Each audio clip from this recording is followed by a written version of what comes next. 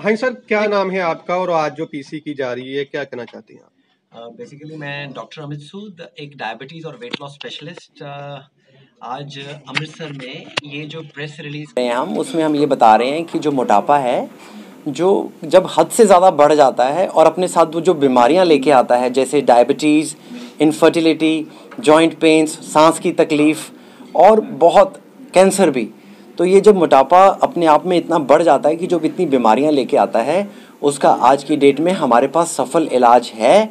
और अगर हम ये इलाज करवाते हैं तो सिर्फ मोटापा ही नहीं, ये सारी बीमारियां भी ख़त्म हो जाती हैं। तो हमें करना सिर्फ ये है कि हमें एक स्पेशलिस्ट को ढूंढना है, उनके पास जाना है और इसको समझना है। और अगर हम इसको समझते हैं तो हमें पता लगता है कि इसका इलाज जो है इतना मुश्किल भी नहीं था और इट्स जस्ट कि हमने कदम बढ़ाना था।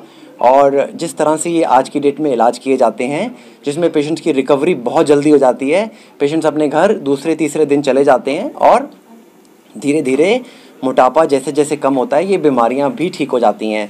और ये जो ऑपरेशंस हैं, जो हम जिनका इलाज करते हैं, जिन पेशेंट्स को ये इंडिकेटेड होते हैं, उनके जो सफल इलाज के बाद जैसे जैसे बीमारियां ठीक हैं, उनकी खुशियां ज़िंदगी में वापस आती हैं और रह जाती है कॉस्ट की बात। तो आजकल ये जो इनकी जो कवरेज है, हर कंपनी, हर छोटी बड़ी इंश्योरेंस कंपनी भी इनको कवर करती है।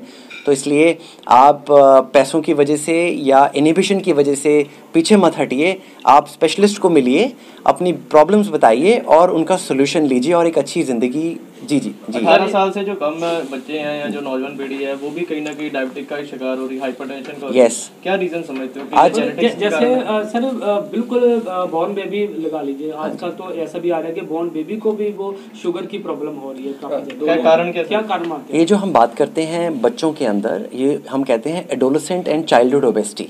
तो बचपन में और 18 साल से पहले चाइल्डहुड और एडोलेसेंट एज हमारी आती है। तो देखा गया है लाइफस्टाइल चेंज की वजह से जो इन बच्चों में भी वेट बढ़ जाता है। एक्टिविटी कम है, खाने पीने की कोई कमी नहीं है, पेरेंट्स को कोई प्रॉब्लम होती है तो बच्चों को मोबाइल थमा दिया जाना, आईपैड ले दिया जाना और बच्चों की एक्टिविटी कम, और पेरेंट्स के पास कई बार ऑप्शन भी नहीं होती। वो ग्राउंड जो हम लोगों के टाइम पे थे, जहाँ पे हम लोग खेले हैं, आज तो वो इमारतों में कन्वर्ट हो चुके हैं। तो बच्चे भी अपने आप में क्या करें। मतलब आप मानते हैं कि फिजिकली एक्टिविटी ना होने की वजह से ये सारा प्रॉब्लम हो रही है? फिजिकल एक्टिविटी बच्चों के अंदर ऑलमोस्ट 70-80% रीज़न है, पर कई बार बच्चों में हमने जेनेटिक कारण भी ढूंढे हैं जिनके अंदर जीन्स की ऐसी प्रॉब्लम आती है, क्योंकि जो पहले जीन्स बच्चों के पेरेंट्स से मिलने हैं और जो पेरेंट्स का लाइफ। इंदर सिंह है जी, मैं ਅੰਮ੍ਰਿਤਸਰ ਤੋਂ ਹਾਂ। ਹਾਂਜੀ ਹਾਂਜੀ ਸਰ, ਮੈਂ 4 ਸਾਲ ਤੋਂ ਬਹੁਤ ਪਰੇਸ਼ਾਨ ਸੀਗਾ ਮੋਟਾਪੇ ਨੂੰ ਲੈ ਕੇ, ਤੇ ਉਸ ਤੋਂ ਬਾਅਦ ਸਰ ਮੈਂ ਕਾਫੀ ਰਿਸਰਚ ਕੀਤੀ, ਅੰਮ੍ਰਿਤਸਰ 'ਚ ਵੀ, ਜਲੰਧਰ, ਲੁਧਿਆਣਾ, ਹਰ ਜਗ੍ਹਾ ਸਰਚ ਕੀਤੀ, ਪਰ ਮੈਂ ਸੈਟੀਸਫਾਈਡ ਨਹੀਂ ਹੋਇਆ। ਤੇ ਮੈਂ ਡਾਕਟਰ ਸੂਦ ਜੀ ਜਦੋਂ ਅੰਮ੍ਰਿਤਸਰ ਆਏ, ਪਹਿਲੀ ਫਸਟ ਟਾਈਮ ਮੈਂ ਇਹਨਾਂ ਨੂੰ ਮੀਟ ਕੀਤਾ ਤੇ ਮਿਲਿਆ, ਤੇ ਮੈਨੂੰ ਥੋੜਾ ਬਿਲੀਵ ਜਿਹਾ ਹੋਇਆ ਕਿ ਜੋ ਵੀ ਹੈ ਠੀਕ ਲੱਗ ਰਿਹਾ ਸੀ। ਇਹਨਾਂ ਦੇ ਪੇਸ਼ੈਂਟਸ ਵੀ ਆਏ, ਮੈਂ ਉਹਨਾਂ ਨੂੰ ਵੀ ਮਿਲਿਆ, ਉਹਨਾਂ ਨੇ ਵੀ ਆਲਰੇਡੀ ਪਹਿਲਾਂ ਵੀ ਕਰਾਏ ਆਪਰੇਟ।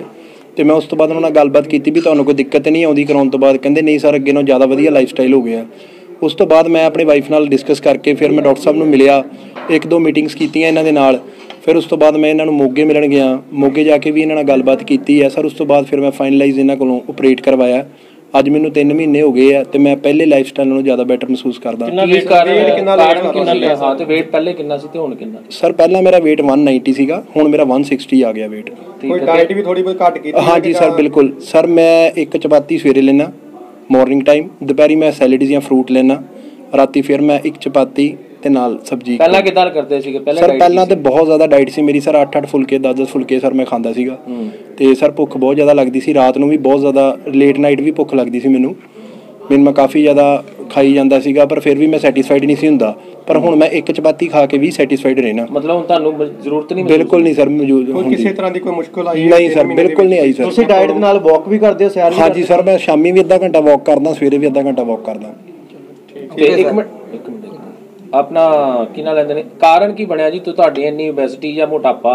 ਕਾਰਨ ਕੀ ਸਿਰਫ ਉਹਦਾ ਖਾਣਾ ਹੀ ਕਾਰਨ ਸੀਗਾ? ਖਾਣਾ ਕਾਰਨ ਲੱਗਦੀ ਸੀ? ਹਾਂਜੀ ਸਰ। ਤੁਹਾਡੇ ਫੈਮਿਲੀ ਕੋਈ? ਨਹੀਂ ਸਰ, ਇਹ ਭੁੱਖ ਬਹੁਤ ਜ਼ਿਆਦਾ ਲੱਗਦੀ ਸੀ, ਜਿਹਦੇ ਕਰਕੇ ਐਕਸਰਸਾਈਜ਼ ਬਿਲਕੁਲ ਨਹੀਂ ਸੀ ਕਰ ਰਿਹਾ ਮੈਂ, ਤੇ ਖਾਈ ਜਾਣਾ, ਤੇ ਉਹਦੇ ਕਰਕੇ weight ਜਿਹੜਾ ਮੇਰਾ ਜ਼ਿਆਦਾ ਗੇਨ ਹੋ ਗਿਆ ਸੀਗਾ।